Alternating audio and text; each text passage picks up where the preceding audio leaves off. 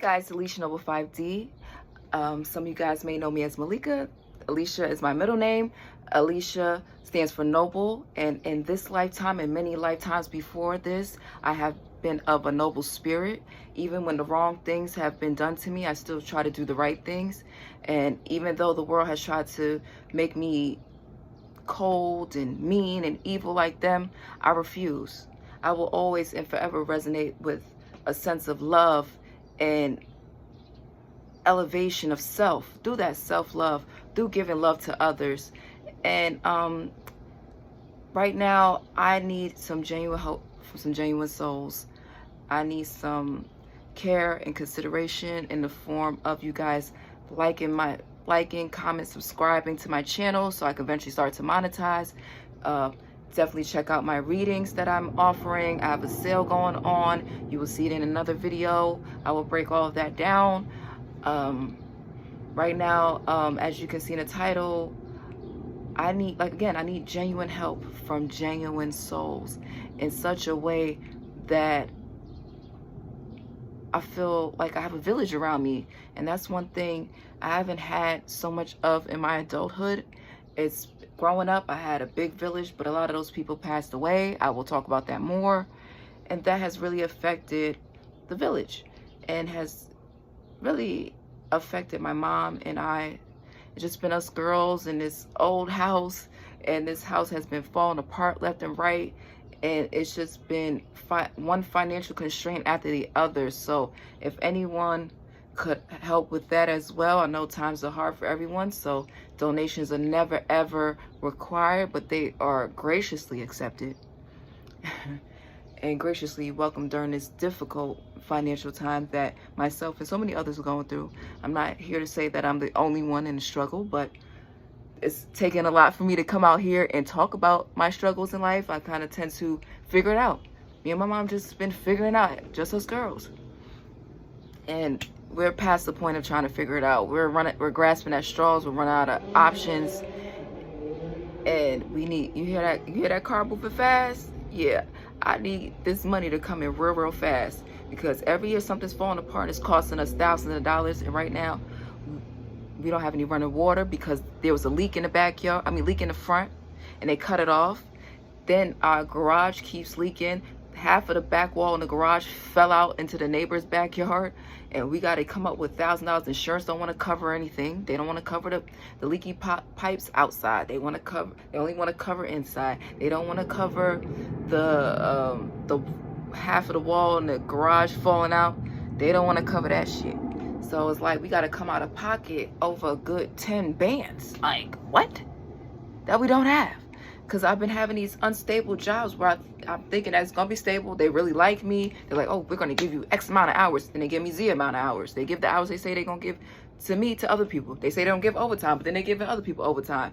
Then they're saying, oh, we don't pay this. And then they end up paying me that. And next thing you know, I'm getting paid $20,000. My last job, getting offered $20,000 less than what they offered on Indeed.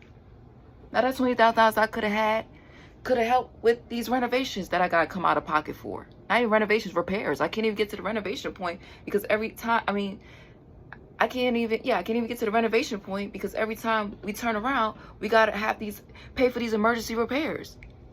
This is ridiculous.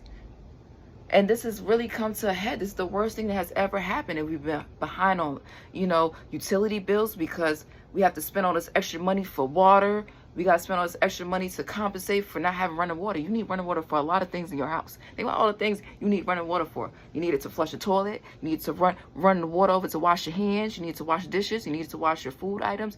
You need it to wash your floor. You need to water your plants.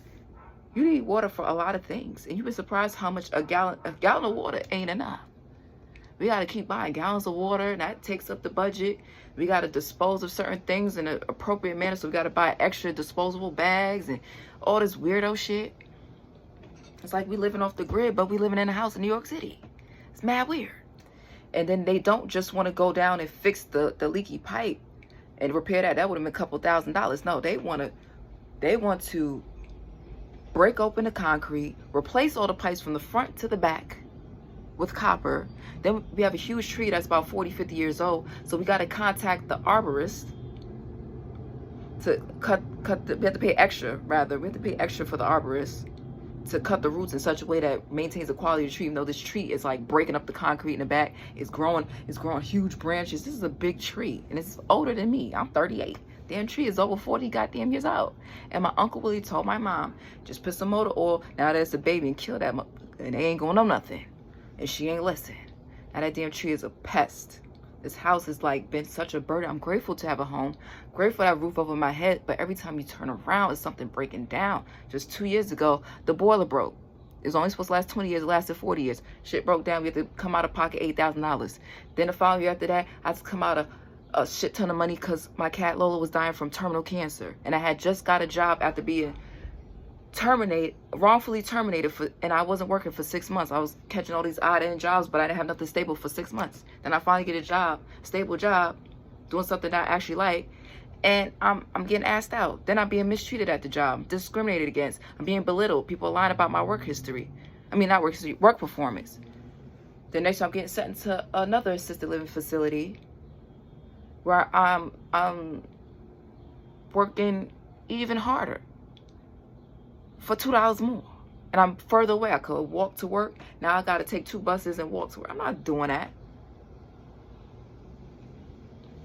Anyway, so okay, so just to give you guys some details on exactly what it's gonna cost to get the water back on and things of that nature. So as you can see, the bill says $6,200 just to get the water back on, replace the pipes and all that stuff, right? Then we have to pay an extra $800 for the arborist to cut the tree roots to ensure that, you know, they're not damaging the roots and all this stuff. The tree is so important. Anywho, so that comes out to about $7,200. Then it also says where I have highlighted it, it's going to be it could be an extra $2,500 to establish a new tap connection. So therefore, this bill could be anywhere between $7,200 and $9,700, which is almost $10,000 just to get some water back on, which is crazy. I feel like this whole thing is a freaking scam, man. Anywho, my mom can't take out any credit because her credit's not that great, and only the homeowner can take out credit. So we can't even use a credit card or anything. And there's no pay-as-you-go type of plan where we pay a little bit every month. Nope. You got to come up with all of it up front. Cash money. Or check maybe. I don't know. Whatever. So that's... Lord, just help us with our situation. Get us out of this, please. Then, back to the garage. The roof was leaking. Actually, on top of the roof, it looks like squirrels or birds or something like that. It's like scratching at the roof in the garage. Then the garage is leaking. It leaked about 3 or 4 times this year. And the dude that did the work kind of did like kind of like a patchwork type job instead of fully fixing it. And we probably need someone to come in and completely redo the roof, because when Allstate came, they said they don't want to cover anything because the garage was poorly made. Then they also said there's no foundation. That's why the back wall came out. And then 2 months before, I had gotten alarmed because I was cleaning, and then I could look and see the light shining from the back behind us through this long crack. And that's exactly where the back wall cracked at and fell out at. Then these little cats, as soon as it fell out, the cats were trying to get in there. So you see the little nosy cat and everything. And this is just ridiculous. So they don't want to cover anything. My mom's paying $300 a month for what? I'm so frustrated because my mom and I have been going through this shit for years, on and off and off and on. This is ridiculous. So much loss, so much grief, so much trauma, so many people just being mean to us for no fucking reason. People mistreating us. Like the guy that cut off the water, he was like, which backyard is yours? I mean, which driveway is yours? And then I'm like, it's this one. He gave us like an evil, sinister look. And I'm like, oh, fuck, here we go. They didn't even warn us that the water's going to be cut off. They just shut the shit off. They're supposed to give us a warning. They're supposed to give us a notice. We tried to file for a loan, but my mom's credit's not that good right now. So they refused to do it. I'm like, can we use somebody else? They're like, no, it can only be the homeowner. So we can't even get a fucking co-signer. The bank is not going to give us a loan. We went to HRA. My mom was supposed to follow up. She didn't follow up. We could have appealed the decision. She didn't appeal it. So now we're trying to reapply to see if we get some emergency cash assistance. She's still dragging her foot with that because she's so overwhelmed. I mean, she's been through so many things. My mom is like a walking miracle. She was born at 7 months. She was only 2 pounds and 7 ounces when she was born. She was born with a veil over her face where they say that, like, you're supposed to be very wealthy, but it hasn't been happening. My mom's 81 years old, and she has had financial loss, so many financial losses, and she has worked hard, man.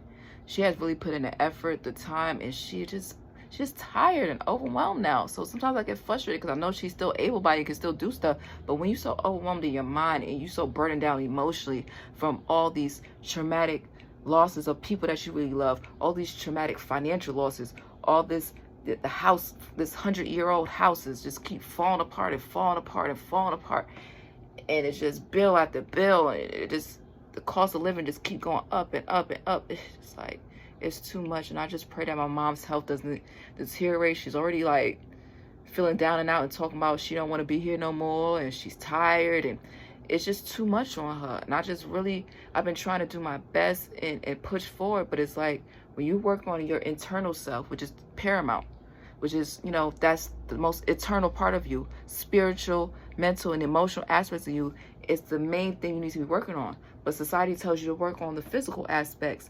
But if you work on the spiritual, mental, emotional aspects, you could be more appreciative when you get stuff in the physical.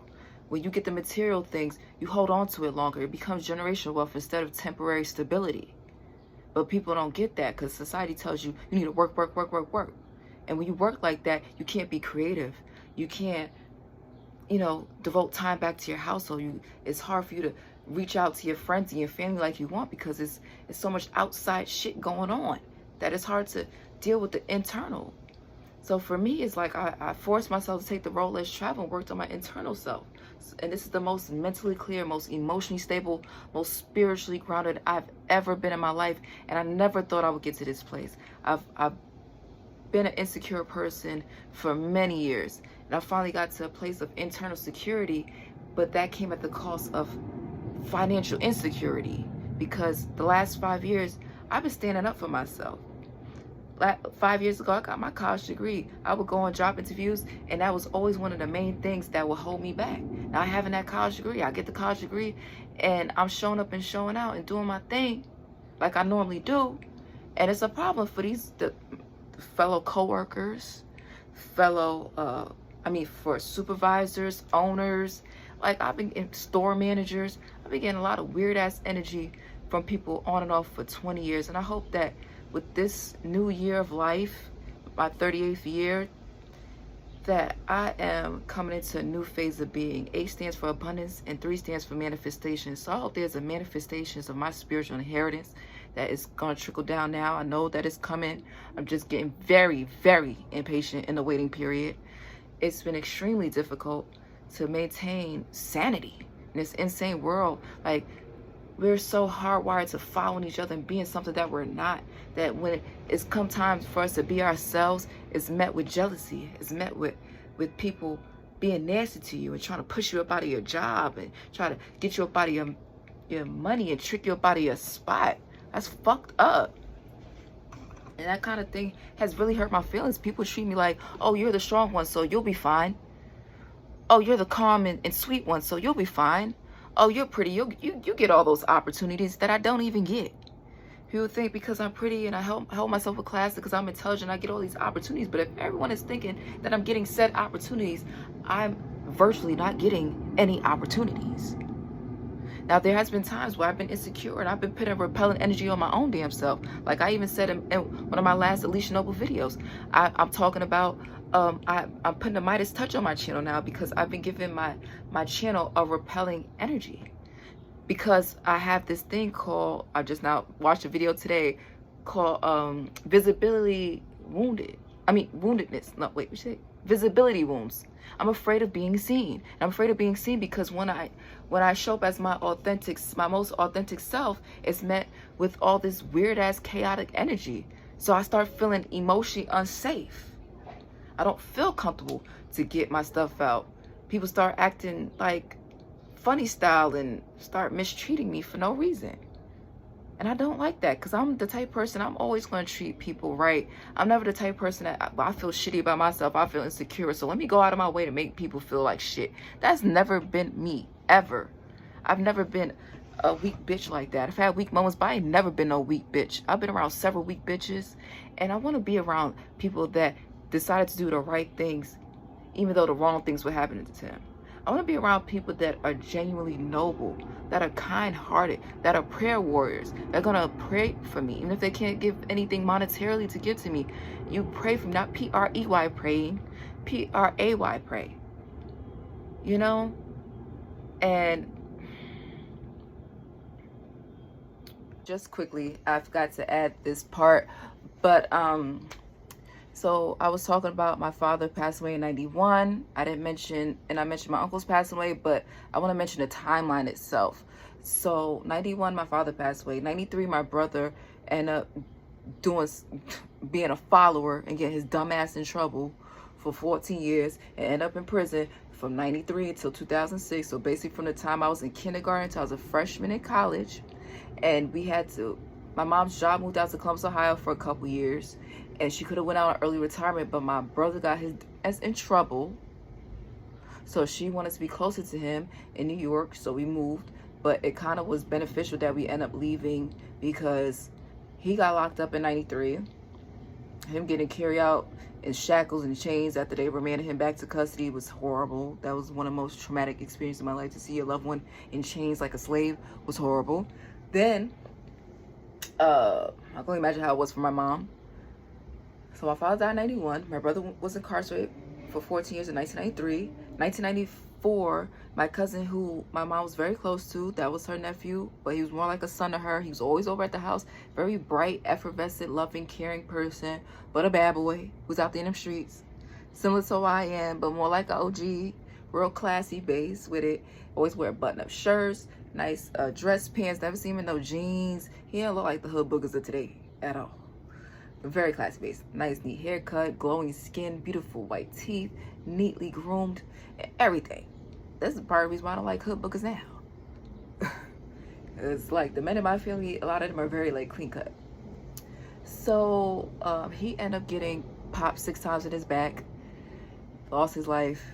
That was the first funeral I ever went to, and it was crazy to see someone so full of life to be laying in a casket not full of life. That was very traumatizing. Then 95, my Uncle Artie, who also was full of life and always the life of the party and inviting us to little cookouts. Like my Uncle Artie, my Uncle Willie, and my Uncle Johnny was the ones that was they were the big planners. They were the ones like my Uncle Willie, he'd be on the grill. My Uncle Johnny, my Uncle Artie, they'd be making sure we got all the soda or the beer or all the meats we need, whatever we need. They were the operations. Uncle Willie was the chef. And we had great times with them. They were the glue that really held us together. And my Uncle Artie passed away in 1985. He's a very healthy guy, but he used to work in a lot of abandoned buildings. Probably got some asbestos in his lungs or something. I don't know. But he got sick out of nowhere, was in the hospital for a few days and passed away.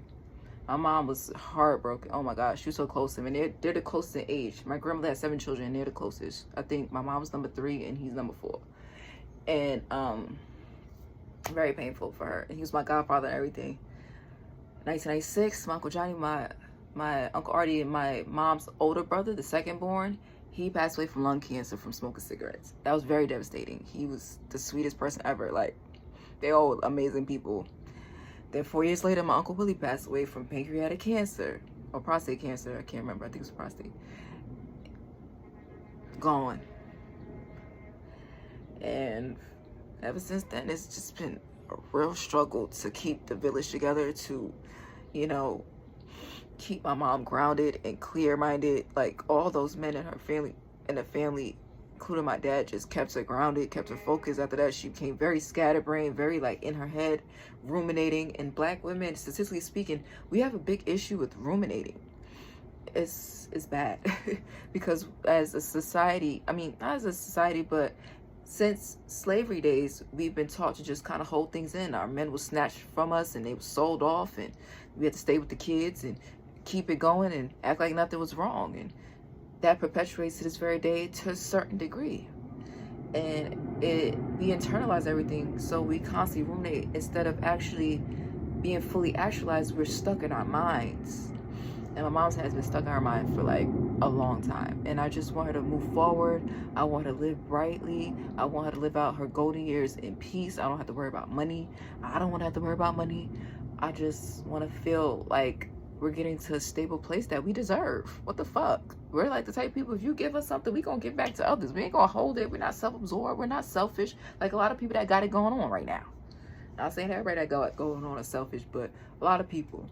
And the people that are generous, Keanu Reeves, Melinda Gates, Rihanna, I hope y'all come across this video, honey. I need help.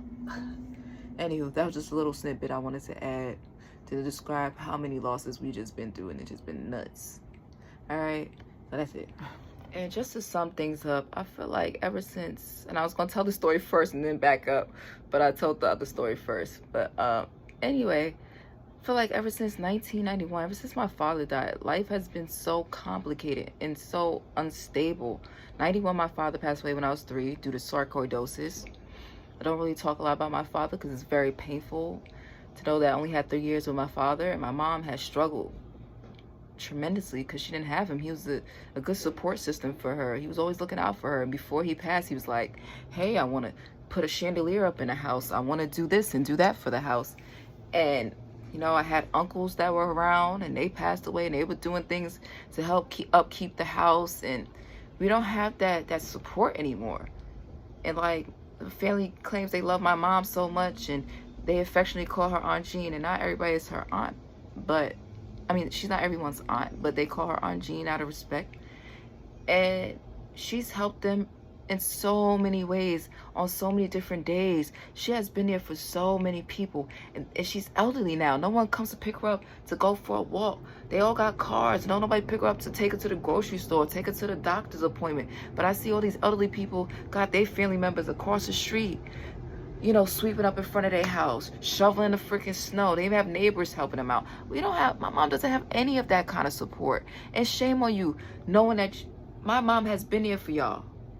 Whether you've been a family friend or a family member, whether you was older, you was younger, whatever. She has been there for y'all. Y'all give her some little weak-ass Happy Mother's Day post, some weak-ass Happy Birthday post. Y'all don't send her no flowers. Y'all don't send her no $5 card or some cheap-ass flowers or something. Y'all just act like she just got it going on. Y'all never check on the strong people. And I don't like that. And I feel like over the years, I've had to overcompensate to fill in the void that my uncles would provide for my mom, fill in the void that my father tried to provide. You know, I have to constantly try to fill in for people, and it's taken away from my own creativity, me devoting my time and effort towards goals I've wanted to accomplish. Luckily, I've accomplished some of those goals, but I still need to accomplish more of those goals. And it's like, it would be nice if we had more of a village, because people think that, oh, the child needs a village, but people forget that child grows up and still needs that village. The village will change, of course. It'll evolve, but it still needs to be a village there. And we don't have that for real. I have a huge family, and it's not a whole lot of support that I feel like my mother should be getting. Fuck me. Our elderly mother, y'all really should be giving her flowers while she's still here, because she really been going to bat for several people. Even to this day, she be looking out for y'all. And y'all all got good jobs. Y'all got all these nice places. But when y'all stay here, the place look like shit. Y'all don't help clean. Y'all don't help cook. Y'all don't help put any money into the house to make it better. I didn't do shit when y'all was here. And I could go into a whole bunch of details, but clearly that's going to be a story for another day, because these minutes are passing by as I'm recording this, and I was going to make it a 12-minute video, and I'm already at probably about 15 minutes. Anywho, long story short, if you guys can help in any way, I'm going to post the pictures of what's been going on, the leaks, our roof, the garage has been leaking, the front roof has been leaking. Maybe I have some videos of that, not sure, but it's just been shit that's been falling apart, and I think everything's falling apart, so everything comes together. Like, I definitely resonate with the phoenix. I feel like I'm an ancient phoenix. I lived many different lifetimes within this lifetime. I've lived so many lifetimes before this, and it's just been a lot. It's been a lot. I'm battle fatigued. I am tired, and I hope I'm getting very much closer to coming to a new day And if you guys could help us with these insurmountable, unexpected expenses that we have, I'll be most grateful. It's a lot for me to ask.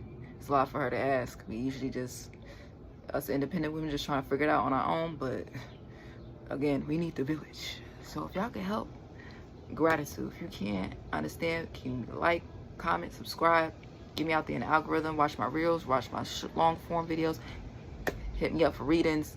Like, whatever you can do, please. Most great. 444 is on the clock. 444 has to do with angels and archangels leading and guiding us, and I think they are still watching over us. I think all hope is lost, but we are down and out, honey, and we need a little extra push to get up out of this low valley. We need a little extra push to get up out of this dark night of the soul, honey. So if you have made it this far, thank you for listening, and I'll catch you in another video because I got a lot more to say. Take care.